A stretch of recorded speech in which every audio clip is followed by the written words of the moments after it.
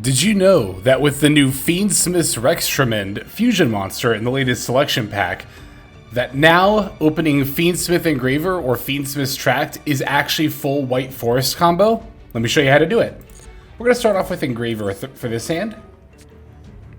By discarding it, we can add a copy of Fiendsmith's Tract, which we will then subsequently activate. We're going to add Fabled Lurie from deck to hand, and then we can of course discard it.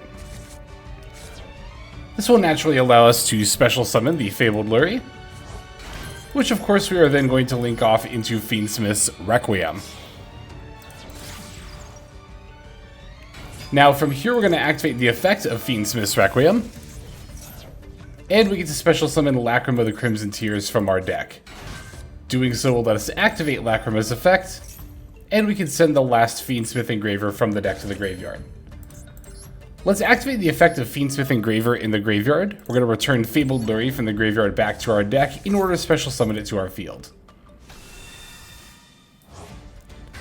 Now we can link off Lacrima the Crimson Tears as well as the Fiendsmith Engraver to of course summon Fiendsmith's Sequence. From here we're going to want to activate the Sequence effect and fusion summon Fiendsmith's Lacrima, the fusion monster. We'll put back both Fiendsmith's Engraver to do this. Now we special summon Fiendsmith's Lacrima and activate the effect, special summoning Lacrima the Crimson Tears from our graveyard. From here we can take Lacrima the Crimson Tears as well as Fiendsmith's Sequence and link them off in order to summon Sprite Sprend. We can use Sprite Sprend's effect in order to send a Stellar of the White Forest from our deck to the graveyard. Now we can activate the graveyard effect of Fiendsmith's Tract. By banishing it we can fusion summon the Rextremend, fusing Fiendsmith's Lacrima with Sprite Sprend.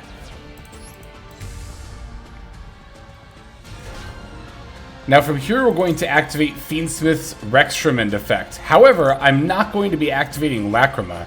That's because I have both Lacrima the Crimson Tears as well as Fiendsmith's Requiem in my graveyard, and I could potentially, during my opponent's turn, use Lacrima the Crimson Tears to summon Sequence and then summon an Engraver from my deck. So instead we'll just activate the effect of Fiendsmith's Rextremend. Now, this part is very important. We want to discard specifically a spell or a trap card. And from here, we'll just send a Moon of the Closed Heaven from our extra deck to the graveyard. Now, because we used a spell or a trap card as a cost in order to activate the effect of a monster card, we can activate the effect of a Stellar of the White Forest from our graveyard. And now we can activate a Stellar's effect, sending another spell or trap card from our hand to the graveyard in order to special summon Sylvie of the White Forest. Sylvie of the White Forest effect gets to activate here, adding Tales of the White Forest from our deck to the hand. From here, we're going to Synchro Summon for Rakila of the White Forest, Sinister Soul of the White Forest, that is, using, of course, Sylvie and a Stellar. Rakila effect would normally add the Elzet Azamina of the White Forest here, by sending Tales of the White Forest from our hand to the graveyard, which we would then be able to set with the Tales effect. I already opened Elzet here, so I won't bother, but that's how you would do it normally. We can activate the effect of Elzet Azamina of the White Forest, special summoning itself from our hand. And before we actually Synchro Summon, we're going to want to activate the effect of Tales of the White Forest in order to add Elzet of the White Forest from deck to hand. Now we can special summon Diabel, Queen of the White Forest, by synchroing Rakila with Elzet.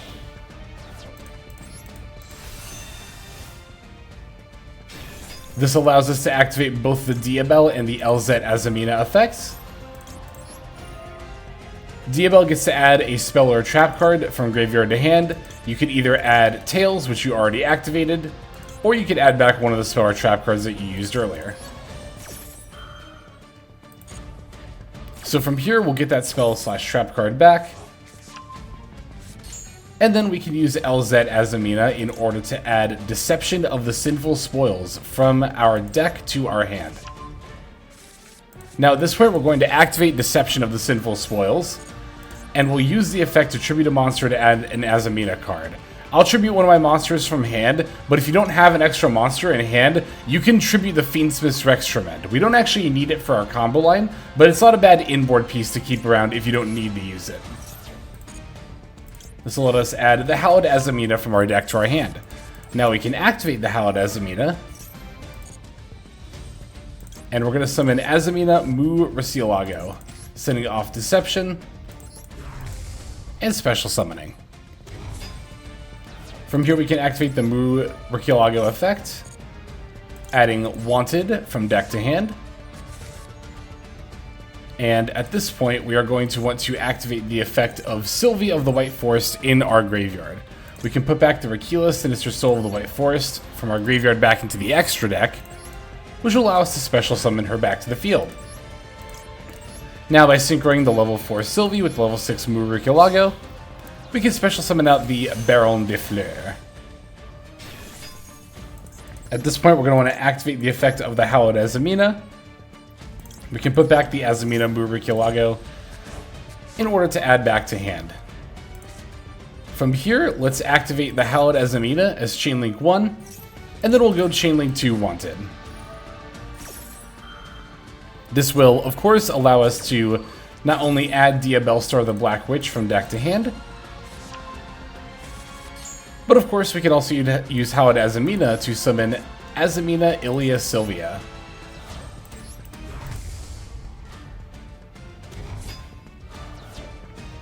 Alright, now we can activate the effect of Wanted from our graveyard to get an extra draw, particularly if there's nothing in your hand you want to send for the Diabellstar. And we can special summon the Diabellstar. Let's send that extra Tails that we added back earlier. From here we can activate the effect of Diabellstar and set Sinful Spoils of Slumber. Of course, if you do end up keeping your Rex Tremend around, don't forget that you do want to equip it with Fiendsmith Link monsters from your graveyard, because that way it will gain its immunity from any kind of card effects besides Fiendsmith effects. Do be mindful though, because Fiendsmith Engraver can actually still use its effect, even if your opponent controls it, to send a Rex Tremend from the field to the graveyard, as it's unaffected by Fiendsmith cards, including your opponent's. Now, if you wanted to, you could special summon LZ. However, at this point, we don't really have the ability to perform a synchro summon, and we can't link summon because our EMZ is occupied. Even if we didn't put Ilia Sylvia up here, it would be down in the main monster zone, and we still wouldn't be able to summon anymore. If you had an extra tuner and wanted to keep synchro summoning with something like LZ, you could, in theory, link off Diabellstar and Fiendsmith's Rex Tremend in order to summon SP Little Knight.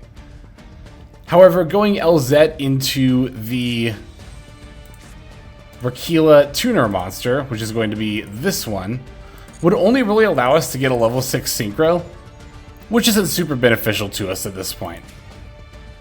So I'll be ending my board here, but there are a number of ways you could take it. This is just one example of how Fiendsmith's Rex Tremend can get you into a full White Forest combo. This is the only new combo line I have to show you, but I do have some replays from playing the deck that we can go into now. This first game that we're going to get into here is a going second game against Dragon Link. It's been quite some time since I've played against this deck, but since we opened both Droll and Lockbird and Ash Blossom and Joy Spring, I don't feel particularly scared of it. My opponent's going to lead with Chaos Space, pitching the Pendulum version of Chaos Ruler in order to add White Dragon Wyvern Burster. Naturally, I'm going to want to respond with the Droll and Lockbird here. My opponent's still going to go for Wyvern Burster into Striker Dragon, even though they can't search off of either effect. This is because they're going to banish the Striker for Red Eye's Darkest Metal and special summon Grand Tusk Dragon. And then by linking these two monsters, they can end on Heretic Seal of the Heavenly Spheres. Spheres Pass, of course, not actually being a horrible end board. Alright, they're going to try to shotgun a Max C against me, but we have Ash Blossom left over in our hand, so we're thankfully able to counter that. Looking at my hand here, it is a little bit worrying to see LZ without any spell or trap cards, but we have Fiendsmith Engraver, and we can still potentially summon LZ here. It kind of just depends on when they use their spheres. Funnily enough, if my opponent had used spheres on Lurie as soon as it was summoned, I would have been able to continue comboing because I don't have a spell or trap card in hand. And the same could also be said, honestly, if they had used it here in just a moment when I summon Engraver. Particularly when I... Let me summon the Engraver first. But yeah, particularly they could have and should have used it after I equipped the Requiem to the Engraver, because now I can send the equipped Requiem to summon LZ. If you're in a pinch like this where you need access to your White Forest cards, but you don't have any other spell and trap cards in hand, as long as you can do Fiendsmith stuff, you can put an equipped card in the spell trap zone, like Requiem, and then send it. Alright, they're going to bounce the Fiendsmith sequence with the spheres, summoning out Magnum Hut, but I'm able to normal summon that Sylvie, adding Tails, and that is going to secure me the win. So that's a pretty good example of how a lot of games with this deck play out. As I demonstrated in the combo line at the beginning of the video, we can use Fiendsmith to go into White Forest combo, but you'll often open ways to go into both, and I like using Fiendsmith to bait out interaction before then going into our full White Forest plays. Got some more gameplay for you here. Let's go into the next one. Here's a going second game against Primite Blue Eyes, which is still the most played deck in Ranked Ladder right now by a fairly significant margin. Last time I checked Untapped for Diamond and Master Ranked Ladder, I believe Primite Blue Eyes was seeing 20% representation, with Snake Eye and Bestial Primite Control both trailing behind at about 10%. Now here you'll notice that as soon as my opponent summoned Sage, I not only used Imperm, but also Maxi. This was to not only stop them from searching Maiden in white, but also to get draws if they chose to link off the Sage into a Spirit. Which I was very surprised they ended up doing, because they already opened a Mausoleum. And it doesn't really seem like they are going to end up going into any more plays. They could have summoned Blue Eyes out of the graveyard, but that would have just given me another draw. Which I can understand not wanting to give me more draws, but I don't really understand why going into Spirit would be the right play in the first place then. In any case, I only have Fiendsmith lines here, so I'm going to try to use those to go into our plays. However, you'll want to note that I don't actually have access to Tract in my graveyard. That's because if you look here, well, we didn't open Lurie, but we did draw it for turn and then normal summon Lurie. So not every Fiendsmith card from the engine, or just card from the Fiendsmith engine including Fabled Lurie, isn't always going to be able to get you into plays. You do still have to be able to have Tract in your graveyard. Now, I could have sent Tract to the graveyard with Lacrima the Crimson Tears, but of course at that point, I don't have the ability to actually send the Engraver, which is more important. I got really lucky that my opponent conceded as early as they did. My plan here, since I wasn't able to go into full combo, was to simply go into Desiree, battle with Desiree and sequence for 4k, equip the sequence to the Desiree, set called by, set Moyen, and pass. And then ideally between Desiree's Omni Negate, the call by, and turning a special summoned monster face down with my trap card, that should be enough to ideally play through whatever my opponent happens to have here. Alright, one last game I'm going to show you before we go to the deck list and then end the video off.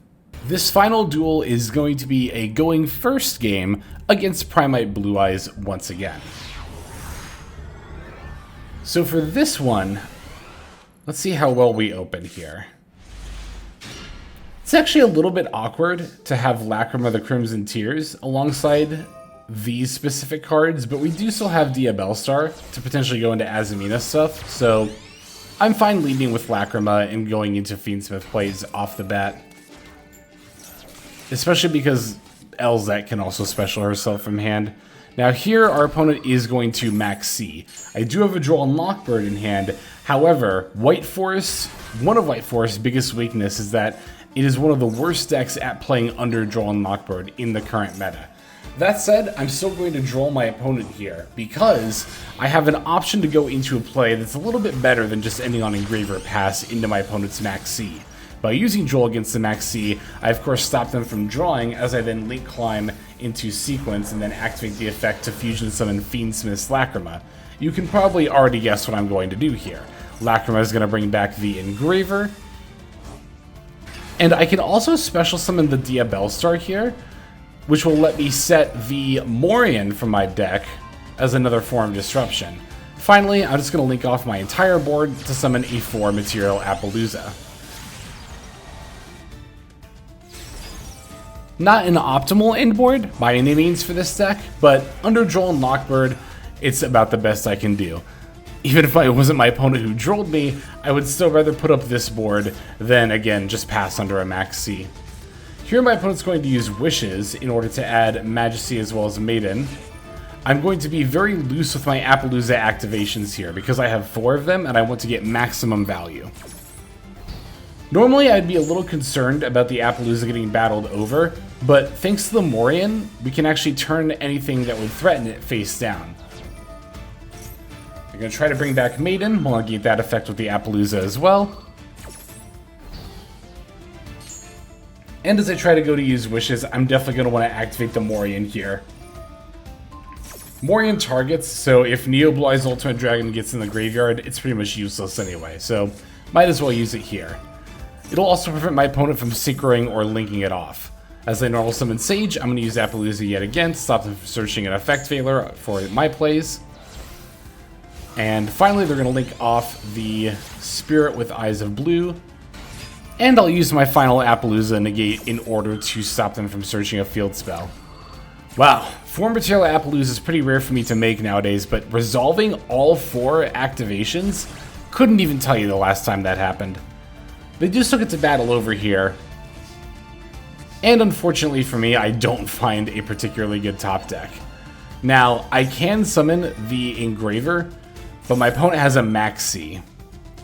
And to be completely honest with you, I probably should have just conceded at this point. But I decided to play it out a little bit longer just to see if there was any potential at all to come back. What can I say? I'm somewhat addicted to not conceding, to playing in difficult situations here. So by normal summoning the LZ, I can provide an extra body in order to link off into the Fiendsmith sequence. However, when I went to use the effect here, they just had an effect failure, and that is actually just going to be it for me. So, unfortunate to have that loss there, especially being our only going first game, but we played about as well as we could under Max C in that situation. And finally, here is the deck list that I'm working with. The one thing I will say about it is it might be a little bit heavy on the hand traps. We are playing a total of 15, I believe. 2 Effect Veiler plus 2 Droll is 4, plus 2 Max C is 6, plus 2 Ghost Ogre is 8, plus 3 Ash Blossoms is 11, plus Nib is 12, plus 3 Imperm is 15. So yeah, that's of course in addition to the 2 Troll Tactics talent as well. We're also playing 2 Fiendsmith tracked, not only because it's a starter, but also it is a spell and trap card. I think my build is a little bit light on spell and trap cards, if I have to be fully honest. So in the future, I'm looking to maybe cut down on something like Effect Veilers or Ghost Ogres in order to make room for those. The extra deck I think is pretty locked in if you are going to be going for the Rextremend line. Rextremend, however, is extremely optional, even in White Forest. Don't feel like you have to craft this card just for this deck. I happened to open a Royal copy, so I was definitely looking to make use of it, but certainly not a requirement to play the Fiendsmith variant of White Forest. It's also worth noting that there's a fair amount of White Forest decks out there that are not playing Fiendsmith and still seeing competitive success.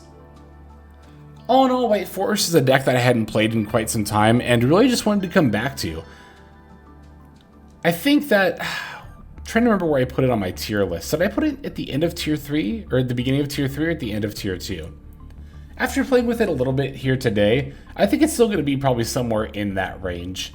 It's a very solid deck, but it's a little bit more susceptible to hand traps than other decks. I mean, with the Fiendsmith engine, it can push through quite a bit, but unlike a deck like Snake Eye, for example, which has a lot of access to lines under Droll and Lockbird, White Forest has almost nothing, except, again, if you open a hand like mine where you happen to have access to Fiendsmith plays, and you can go into a full Appaloosa, or into a 3-mat or potentially 4-mat Appaloosa.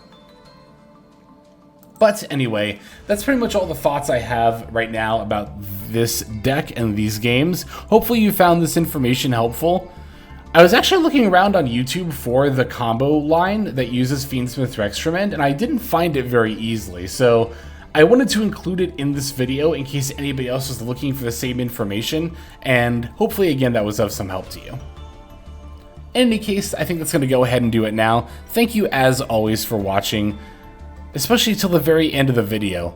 You would not believe how much that helps smaller YouTube channels like my own. It's one of the best ways to support. Another one of the best ways to support is by joining as a YouTube or a Patreon member. If you're interested in seeing YouTube content early, then you'll want to join as a YouTube member. Over on Patreon, we have some more exclusive video content that doesn't get posted on YouTube. So links in the description below if you're interested in checking any of that out.